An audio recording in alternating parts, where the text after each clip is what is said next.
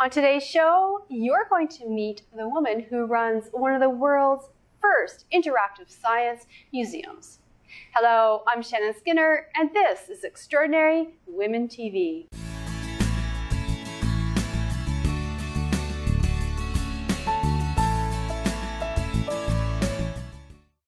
My guest is Lesley Lewis. She is the CEO of the Ontario Science Centre, and she has been since 1998.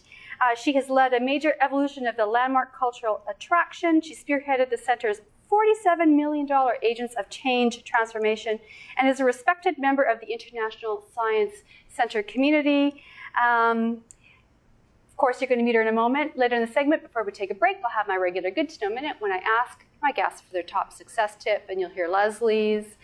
Well, Lesley Lewis, welcome to the show. Thank you very much, Shannon. It's so great to have you here. I mean, what a cool job. You get to run an interactive science museum. Is it like being do you feel like a kid sometimes going to work? I feel like a kid sometimes because I have to escape from meetings and go downstairs, and then when I get out into the Science Centre, really what you're surrounded by is people of all ages indulging in what I call joyful learning. They're having a great time, and they're also learning a lot. Joyful learning. Now, for you, you've been interested in women and women's advancement in their careers for a very long time. Where did that start? Well, it started decades ago when I was a graduate student at the University of Toronto at Boise, and along with two other women who were doing their masters and doctorates, we developed and subsequently taught the first graduate level women's studies program in Canada. That was back in 1971 it started. And you were a mother of 3 children. You managed a career, a few different careers successfully with 3 kids. With 3 kids and a husband who was a partner, not just another child, and a great deal of support. I was fortunate to have parents who lived in Toronto when my children were small, and was also, because of my jobs, able to have someone who came in every day to care for the kids while I went off for work. Now, you have, of course, you're running the Ontario Science Centre, and it's a place that I absolutely love. I mean, I feel like a kid. It just, what I love about it is it gives me the permission to feel like a kid and have fun, and it's okay to do whatever I want in there, and I love it. You've been there for what, over 10 years? Yeah, 14 years. 14 years, yeah. And you've seen it grow quite a bit in that time. I've seen it evolve quite a bit in that time. There's slightly more space, but when we did our Agents of Change capital campaign, we actually said this is not about building capital. It's not about a new building, a bigger building. What it's really about is intellectual capital, giving people access to new ideas, encouraging people to take risks. You said that coming to the Science Centre makes you feel like a child again. Well, children often don't have limits to their learning. They don't know that something is hard. And we really want to give everyone, people of all ages, the ability to come in, to acknowledge that they don't know something, that they want to learn more about it, to take risks, to make mistakes, and then to move on. Well, it opens up your mind and your eyes. You get to relearn things that you've forgotten, now as adults. It's a great place to just really explore. And the thing about the sciences is that, of course, it helps to explain our existence. It does. It does. Now, you have a lot of women that are involved with the Science Centre. You've got the teachers and in high executive positions. How important is it to you to have women role models for other women that in the areas of science and technology? I think role models are hugely important. We've known for many years that it's important for women to have role models. And I'm very proud of the fact that at the Science Center we have many such role models. For example, the director of science and design is a woman. What we're also coming to understand in a city like Toronto, that role model, it's not just women that need role models. And young boys have always had role models, really. But if you think of the diversity of our city, it's also important that children of different backgrounds be able to see role models for themselves. We had an exhibition a few years ago called Sultans of Science, and it was about the science that emerged from the golden age of Islamic science, which was 1,000 years ago. When young children from local Muslim communities came into the Science Center, girls and boys, and they saw scientists in that exhibition who looked like them, who dressed like their grandparents, who told those same stories, it had a phenomenal impact on them. And I am sure that there will be young children from those communities who will pursue careers in science because of that exhibition. So important for girls, but important for everyone. We need to see people who we think look like us and be inspired by them. Yeah, we have some photos cued that are, I thought that were very interesting. And one of them is a picture of you with Jane Goodall. Yes. What's the story behind that? I've been fortunate enough to have met Jane Goodall a number of times in the years that I've been at the Science Center. I believe that the picture you have is one that was taken just a few months ago when Jane came to the Science Center to promote a new film that had been made about her life. She is nothing short of remarkable. She is an icon for so many people, for the work that she has done. There's an example of someone who did not have a scientific background, but who has made huge discoveries through her life with the chimpanzees. And she came to the Science Center. She held an audience of 500 people in the palm of her hand. There were people that evening. There was a young girl, about 10 years old. She has been worshiping Jane Goodall for many years. She lives in Halifax. Her father actually flew with her from Halifax to Toronto because it was so important to her to meet the woman who she has such admiration for. But frankly, that was one 10-year-old. My mother, who's 90, was in the audience and was equally awestruck. Now we have a picture too of you with a little someone around your neck. Now, what is the story behind this? That's Gary, the rat snake. We have a number of animals in our collection at the Science Center. And last year, in the summer, we were hosting an exhibition called Lizards and Snakes. And at the opening, Kathleen Wynne, who's the member of the cabinet, but is also the MPP for the riding that the Science Center is in, she was one of the people speaking at the opening. It turns out that Kathleen loves snakes. She's always loved them. So she asked if she could hold Gary, and Gary was around her neck, and I was standing beside her, and I started to feel like I was really a bit of a wuss, because here was Kathleen, the MPP, and she was holding Gary, and I was the CEO of the Science Center. And so I conquered my own fear and decided I would confront it and asked if I could hold Gary, the rat snake. He's about 6 foot long. So he's not little. He's not little, and he's not slender. It felt rather like a heavy scarf around my neck, but a scarf that was moving. But you know what? I would never hesitate to hold Gary that way again. He was a delight. And our staff bring him out on the floor all the time. So in March break and the summer, and children are able to actually engage with Gary. Oh, I absolutely love that story. I don't think I would be able to put a snake around my neck, but you know what? Kudos to you. Kathleen was doing it first and you started to realize that you were looking like not such a brave woman. True, that's true. Now we're going to take a quick break, and before we do, it's my Good to Know Minute, and I know that you've got a great success tip. I do.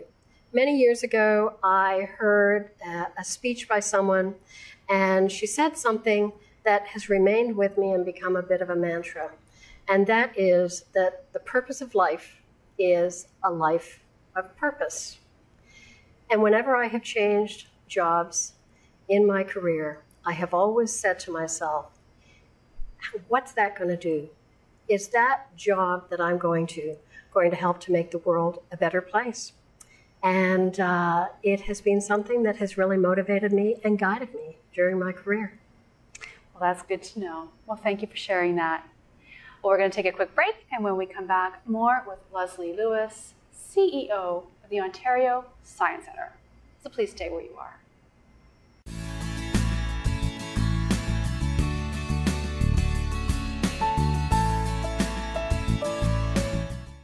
Welcome back to the show. I'm Shannon Skinner, and I'm speaking with Lesley Lewis, who is the CEO of the Ontario Science Centre.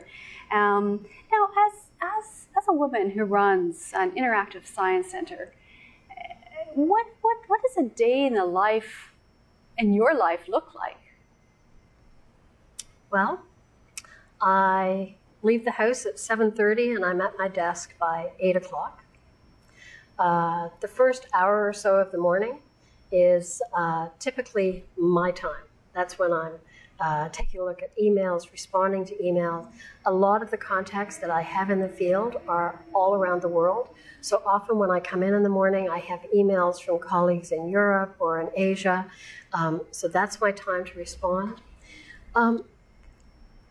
On a day that doesn't have anything special in it, I have to say, and this won't thrill anybody, I spend a lot of time in meetings.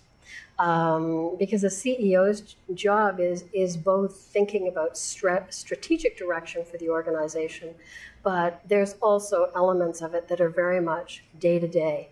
How are we doing on attendance? How are the plans coming for this opening? There's a lot of times, however, when it's not a typical day. Maybe we're opening a new exhibition.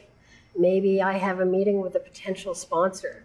Maybe I'm having lunch with one of our donors, both to thank them for their gift, but also to try and steward the next gift that they may wish to give to the Science Centre.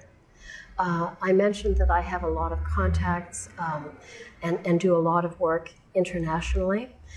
So right now, over the next couple of years, the Science Centre is working particularly hard to expand our sales into Asia. So that's to take some of our temporary exhibitions there, to sell some of our services. I've actually already done some consulting in Beijing over a 3-year period. So today, for example, I was involved in correspondence with a couple of science centers in China. And speaking to them.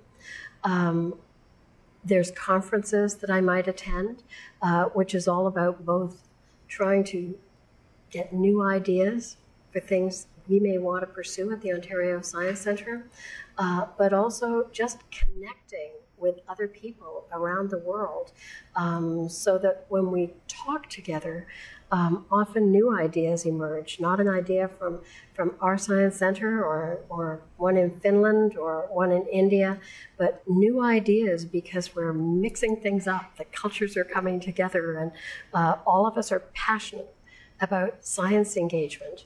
So my day is a mix of things. Some days aren't very glamorous at all. I said that I leave for the office around 7:30. On a day where I don't have an event in the evening, I'll usually be home by 6:30, 6:45. But there are often events because a major part is making sure that wherever I can, I'm always trying to build the Science Centre brand. Into the community too. Absolutely. Yeah, so right. Building that brand is reaching out to the community. It's showing up at events. It's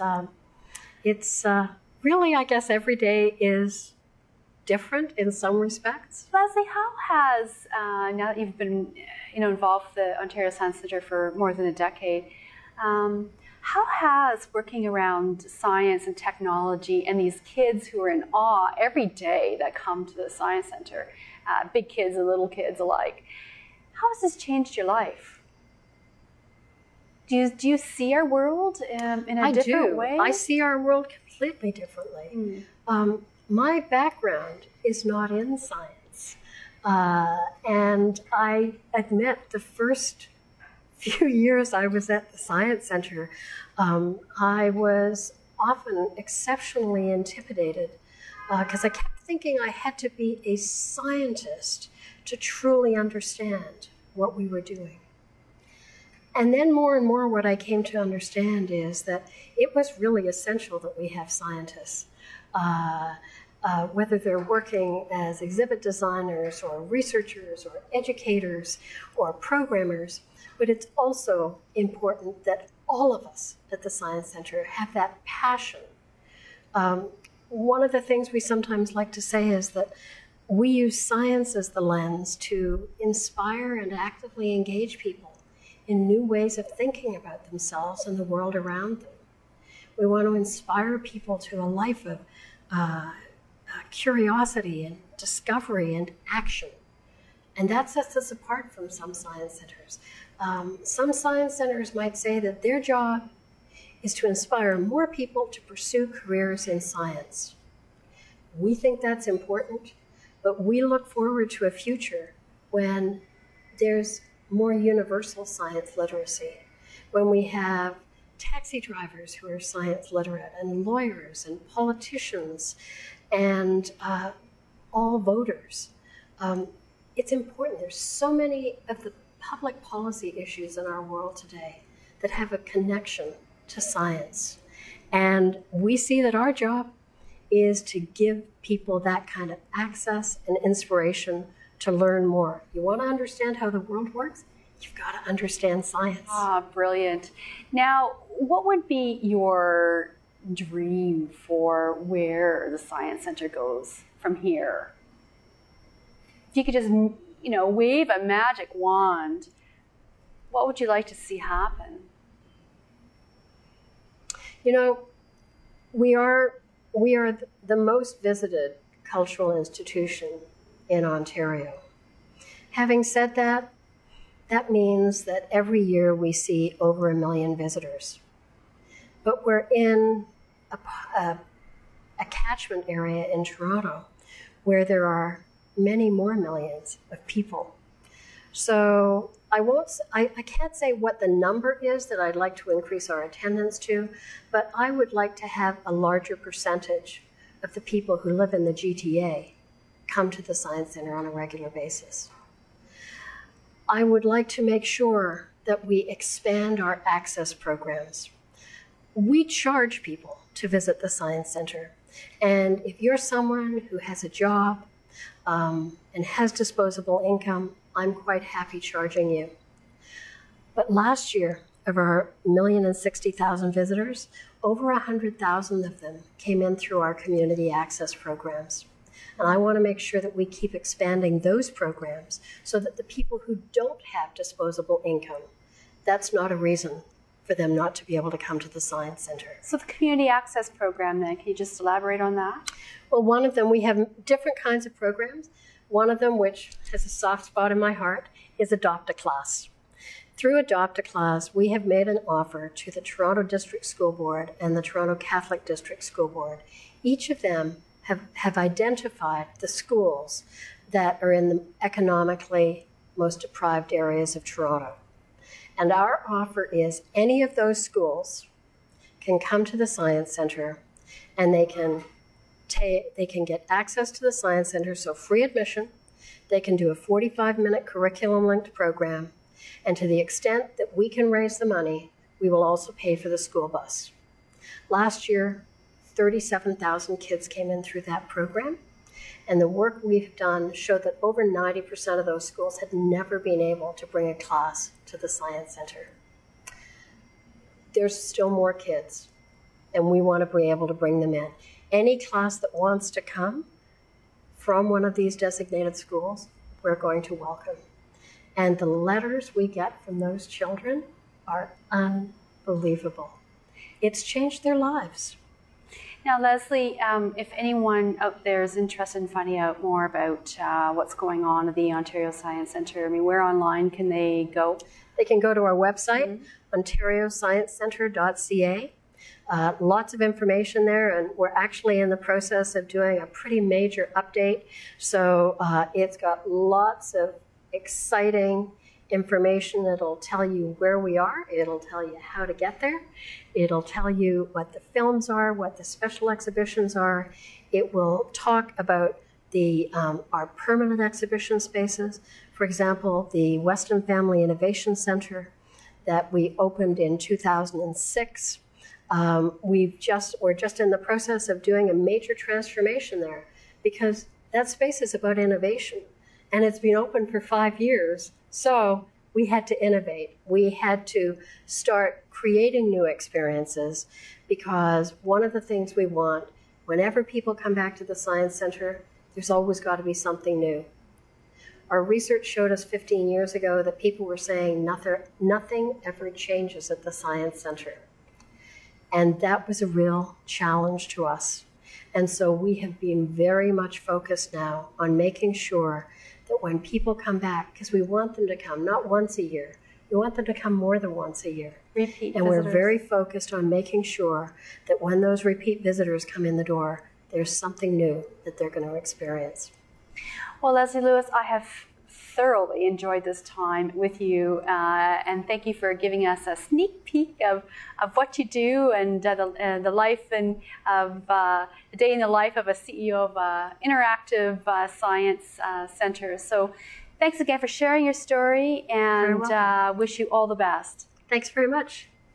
Now, for more information about Lesley Lewis and the Ontario Science Centre, of course, you can visit my website at extraordinarywomentv.com, where you'll find this interview and her bio and more information about her there. And of course, if you are interested in more information about past guests, upcoming guests, more about the show, more about me, you can also find that on the website at extraordinarywomentv.com.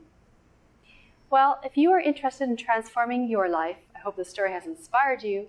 You've been watching Extraordinary Women TV. I'm Shannon Skinner. See you soon.